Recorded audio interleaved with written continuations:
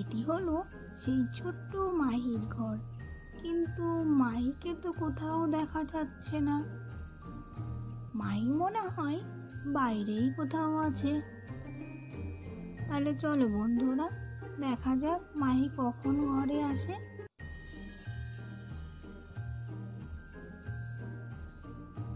ওই তো, বলতে বলতেই তো মাহি ঢুকে পড়েছে। এই তো, আমি তোমাদের কাছে চলে এসেছি। কয়দিন তোমাদের সাথে তো আমার একটুও কথা হয়নি, তাই না বলো বন্ধুরা? আমার তো একটুও ভালো লাগে না, জানো তো। সেই জন্যই তো তোমাদের কাছে আমি আবার একটি নতুন গল্প নিয়ে চলে এসেছি। গল্পটি যদি তোমাদের ভালো লেগে থাকে তাহলে অবশ্যই লাইক করে দিও, আর নতুন নতুন মজার মজার গল্প দেখতে হলে চ্যানেলটিকে সাবস্ক্রাইব করে দিও বন্ধুরা। তাহলে চলে এসো, আজকের গল্পে কি হয় দেখা যাক।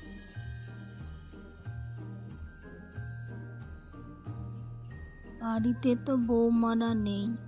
বৌমারা বাড়িতে না থাকলে কি আর ভালো লাগে নাকি, তাই? ঘরটা একদম খা খা করছে। কখন যে আসবে কে জানে। বৌমা তো আবার বলল যে ঘরের কোনো কাজ করবেন না। তা শুধু শুধু কি বসে থাকতে ভালো লাগে নাকি? যাই, একটু কাজ সেরে রাখি, বৌমার তাহলে আসলে সুবিধা হবে।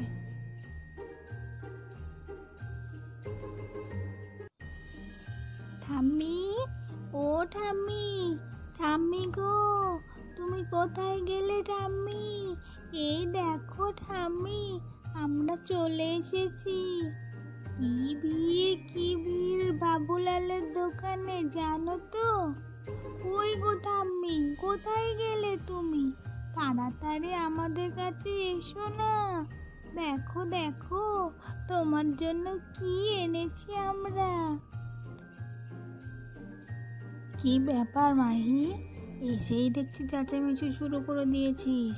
ঠাম্মিকে দেখিয়েছিস যে তুই কি এনেছিস ঠাম্মির জন্য? কই ঠাম্মি কোথায় গেল? মা, মা, একটু এদিকে আসবেন তো মা। এই তো দিদি ভাই, দাঁড়াও দাঁড়াও, যাচ্ছি। তোমরা কি আর বাড়িতে না থাকলে ভালো লাগে নাকি দিদি ভাই বলো? এই যে এসেই কত সুন্দর চেঁচামেচি শুরু করে দিয়েছো। তা বলো দিদি ভাই, বলো কি হয়েছে দিদি ভাই, এত চেঁচামেচি করছো কেন?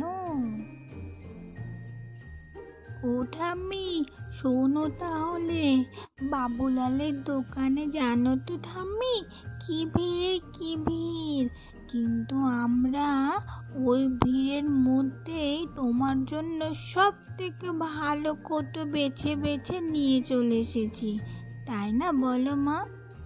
হ্যাঁ হ্যাঁ, একদম ঠিক কথা বলেছিস। তা কৌটোটা ঠাম্মিকে দেখাও, এত দেরি করলে কি করে হবে? যাও যাও, কৌটোটা নিয়ে এসে ঠাম্মিকে দেখাও। যা ভিড় ছিল, ওই কৌটোটার যে আমি বেছে বেছে নিয়ে আসতে পেরেছি এই অনেক। তাই নাকি বৌমা?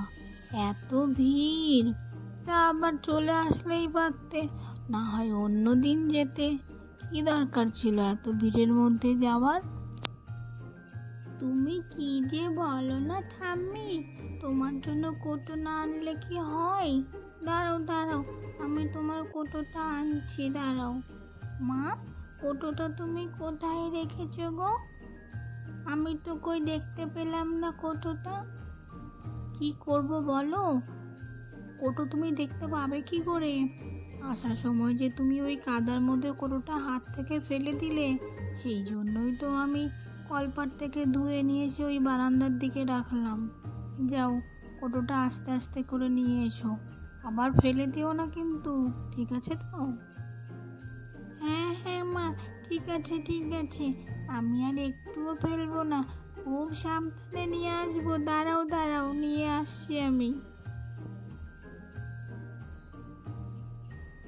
এই দেখো ঠাম্মি, কি সুন্দর কৌটোটা, দেখেছো তো ঠাম্মি? আমি এই দেখো নিয়ে চলে এসেছি। খুব সাবধানে আসতে হবে, না হলে যদি আবার পড়ে যায় তাহলে তো মা আবার বকবে, তাই না বলো? এই দেখো ঠাম্মি, এই কৌটোটা বাবুলালের দোকানের সব থেকে ভালো কৌটো, কিন্তু বুঝলে তো? এই কৌটোটায় মুড়ি রাখলে খুব ভালো হবে। তাই তো দিদি ভাই, কৌটোটা তো খুব সুন্দর দেখতে, কিন্তু কৌটোটা বেশ বড় হয়েছে। সবার জন্য মুড়ি রাখা হবে, বুঝলে দিদি ভাই? এক প্যাকেটের জায়গায় মনে হচ্ছে 10 প্যাকেট মুড়ি লাগবে দিদি ভাই। তুমি আমাকে 10 প্যাকেট মুড়ি এনে দেবে তো? হ্যাঁ হ্যাঁ ঠাম্মি, তোমাকে সব কিছু এনে দেবো ঠাম্মি। কৌটো এনে দিয়েছি, মুড়িও এনে দেবো। আচ্ছা আচ্ছা দিদি ভাই, ঠিক আছে, বেশ ভালো কথা বলেছো। ঠিক আছে মা, আপনারা দুজন তাহলে একটু কথা বলুন, আমি যাই। বাড়ির সব কাজগুলো এবার সেরে নিই। এতক্ষণ তো বাবুলালের দোকানেই কেটে গেল, এবার বাড়ির কাজগুলো তো করতে হবে।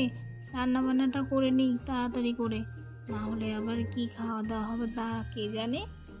যাই। মাহি, তুই বেশি দেরি করিস না কিন্তু, আবার গল্পে মেতে পড়িস না, তাড়াতাড়ি চলে আয়।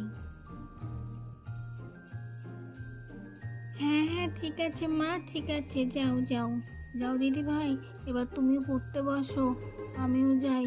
একটু মায়ের হাতে হাতে কাজ করে দিই, তাহলে মায়েরও একটু হেল্প হয়ে যাবে।